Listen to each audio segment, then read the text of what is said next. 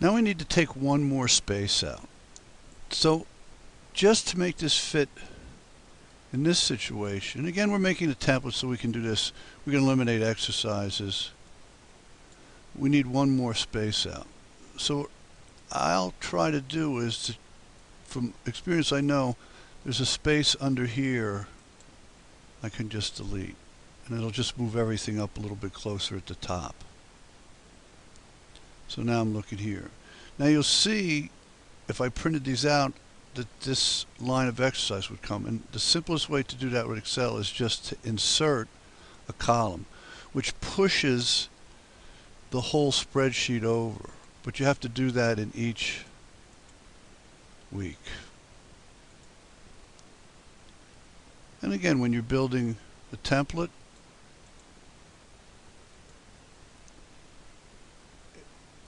in the long run it comes out specific, because again, you're looking for the athlete to be able to have the most comfortable situation. So once we've got the page designed, we really now, all we have to do is to take and put in the 1-rep maxes for the athletes. And one more thing we need to do here is, because again, we've talked about the test week, and I assure you, if you forget to take this test week, the second test out of the test week, the athlete will definitely take the test twice. Now this test week is an old test week that I've used to try to work out a different formula. So I know that here I'm testing 1 rep. So I know that, for instance, in here, I don't want this. So I know that I'll have to readjust my spreadsheet by taking this out. So I can clear it out. It's just an old system I used. So what I'll do here is I can change all of these things here by just testing with 90% for as many as I can use. So now I'll have to go back and I'll have to clear all of these different tests that I had so that I can come up with a better test week. Again, it's just upgrading my system.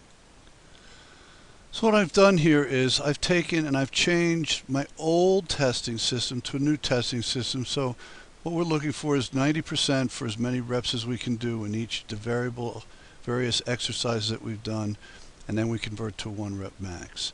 This is the way I've found is the simplest way to do it. And again, you're always going to be upgrading your templates. Now we continue on, and we're going to take out the second workout of this extra week. Now in bodybuilding, sometimes you can leave these workouts in, because the more complex the programs, the longer it may take for you to get back to the athlete. And then we have an extra week for them to train. So what we've had now is we save continually. Now what I try to do after this is I'm going to take a look and see. I'll just go to this and I'll hit Control P, or actually what I do is I can go back to the home and look to see how this is going to how it's going to look printed. So I'll say print preview. So now I'll be able to look at what the preview of the print will look like when I get it out. So now you'll see this is what the athlete's going to get. Through all the work that you've gone through, you'll see exactly what the athlete sheets are going to look like. And that's what we're looking to do. Now again, what I noticed on here is I have sheet up here. So what I'll do is I'll go back to the page setup and mark headers and footers and see what I did here, so that I don't see I have sheet here and I don't really want that. So I'll say someplace in here, I think it says none. So I got rid of the sheet. So now when I go back to print preview, I got rid of the sheet at the top. You want the page at the bottom because people drop the papers. And now you have what you can give to any athlete as a perfect program. Now, if we want to save this as somebody's name, or we'll just use this as a template. Again, we can change the